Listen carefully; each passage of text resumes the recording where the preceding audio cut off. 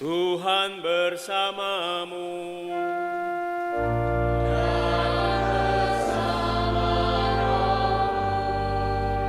Inilah Injil suci menurut Yohanes.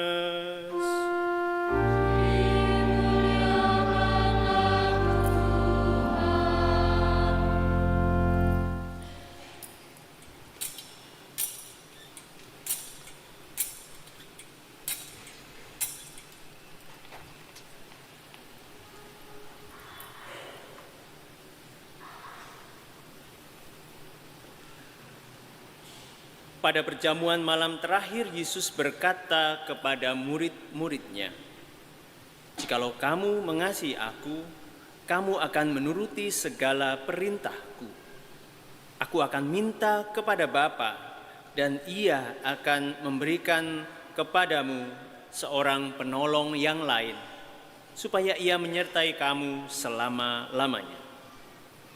Jika seorang mengasihi aku, Bapakku akan mengasihi dia, dan kami akan datang kepadanya dan diam bersama-sama dengan dia. Barang siapa tidak mengasihi aku, ia tidak menuruti firman-Ku, dan firman yang kamu dengar itu bukanlah daripadaku, melainkan dari Bapa yang mengutus aku. Semuanya ini kukatakan kepadamu selagi aku berada bersama-sama dengan kamu. Tetapi penghibur, yaitu Roh Kudus, yang akan diutus oleh Bapa dalam namaku, dialah yang akan mengajarkan segala sesuatu kepadamu dan akan mengingatkan kamu akan semua yang telah kukatakan kepadamu." Demikianlah sabda Tuhan.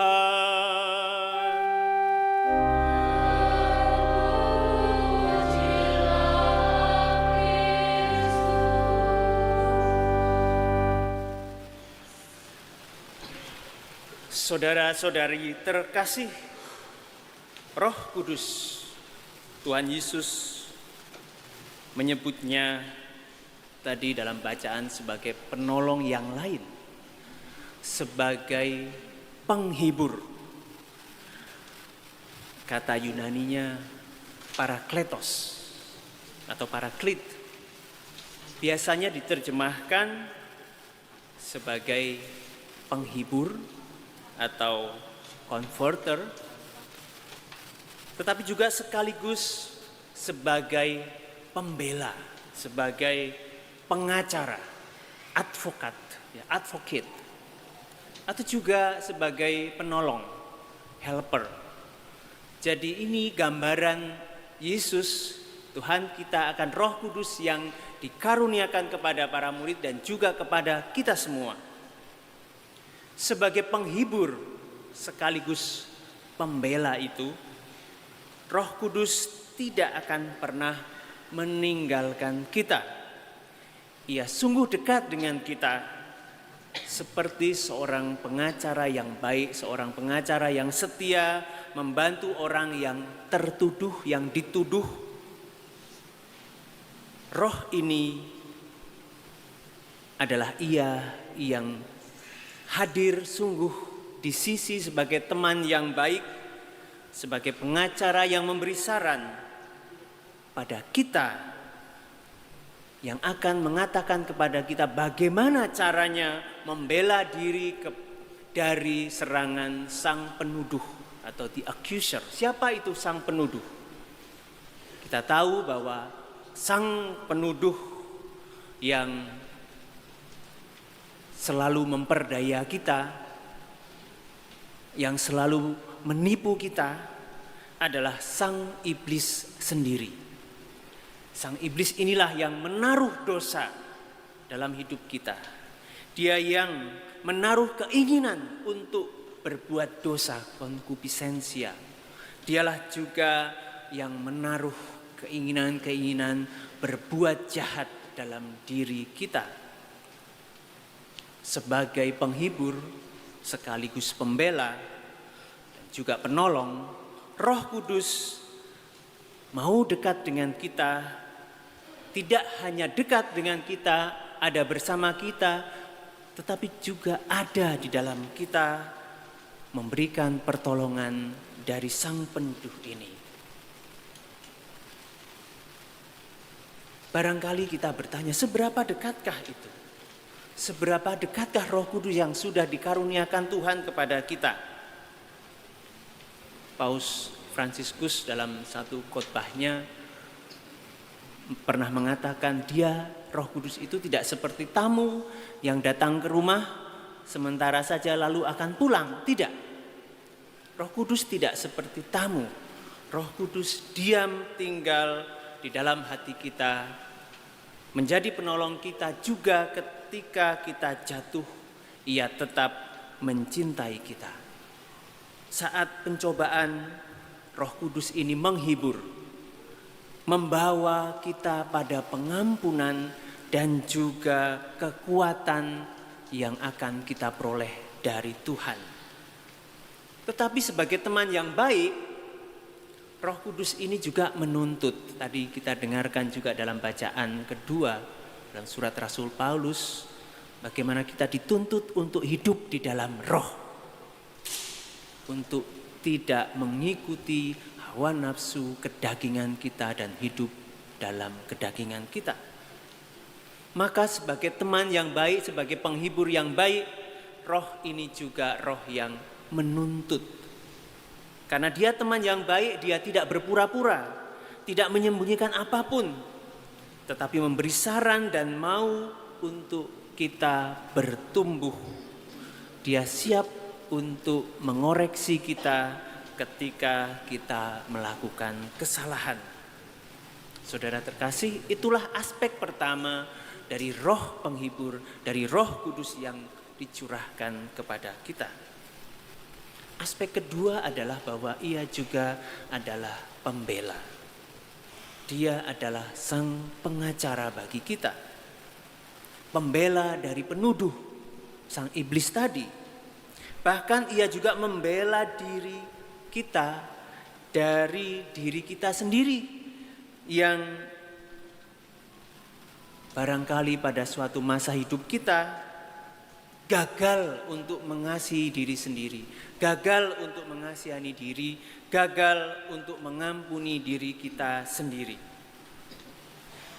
Dalam kesempatan bimbingan rohani atau pengakuan dosa, saya kadang mendapati hal ini bahwa adalah sulit bagi kita, bagi para peniten untuk mengampuni dirinya karena kesalahan yang pernah dibuat pada masa lalu yang selalu ia ingat, bahkan sudah berkali-kali mengaku dosa, kembali lagi kesalahan yang itu diakukan karena merasa bahwa ada sesuatu yang membuatnya gagal, yang membuatnya menjadi merasa tidak berguna, tidak pantas, kotor karena kesalahan masa lalu.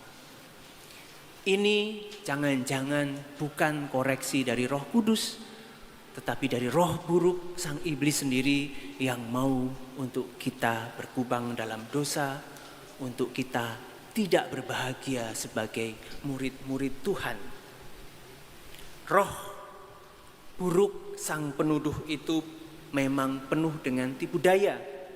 Ia akan melakukan segala sesuatu agar kita tidak gembira, agar kita tidak bahagia, agar kita tidak mampu bangkit dari kesalahan, agar kita tidak bertumbuh.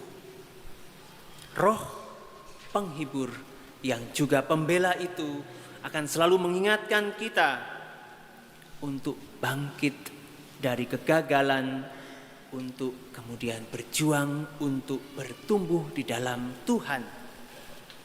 Ia akan mengingatkan seperti Tuhan Yesus tadi sudah juga katakan dan sabdakan, Dia, Roh Kudus itu akan mengingatkan kita pada apa yang sudah Yesus katakan kepada kita. Dan dari antara yang Yesus katakan kepada kita, ada satu kebenaran yang perlu kita ingat, yakni bahwa kita adalah anak-anak Tuhan.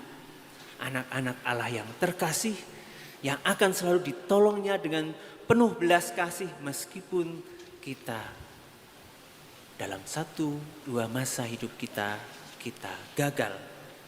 Maka saudara-saudari, pertanyaan saya kira di hari Pentakosta ini bagi kita, apakah aku telah sungguh-sungguh berseru kepada Roh Allah ini, kepada Roh Penghibur ini, pada Roh Kudus ini? Apakah aku sungguh-sungguh telah berdoa kepadanya? Tidak hanya 9 hari masa novena yang baru kita lalui. Seberapa pula aku berupaya untuk mendengarkan Roh ini? Dalam tradisi Ignatian, bahkan tradisi yang mendahului tradisi Ignatian yang dihidupi oleh para Yesuit dan mereka yang berusaha menghayati spiritualitas Ignatian, itu ada tradisi yang namanya examen conscientiae. Ini adalah cara kita untuk melihat gerak-gerak roh itu dengan dalam satu masa di setiap hari, pada siang hari atau di penghujung hari, kita masuk dalam keheningan dan kita melihat kembali hari yang sudah lewat. Di situ kita mencoba untuk mengenali gerak-gerak roh ini, tuntunan roh ini, supaya kita sungguh dapat hidup seturut dengan kehendak Tuhan, seturut dengan gerak-gerak roh, dan juga sadar, aware bahwa ada sang iblis, sang roh buruk yang coba menjauhkan kita dari Tuhan, dari kebahagiaan. Kita bisa mencobanya di setiap penghujung hari sebelum tidur. Kita merasakan Tuhan yang sungguh berkarya, Tuhan yang ada dalam hati kita, yakni Roh Kudus itu. Marilah sekarang kita hening sejenak dan kita mohon hati dan budi yang sungguh terbuka atas karya Roh Kudus dalam hidup kita. Kita hening sejenak.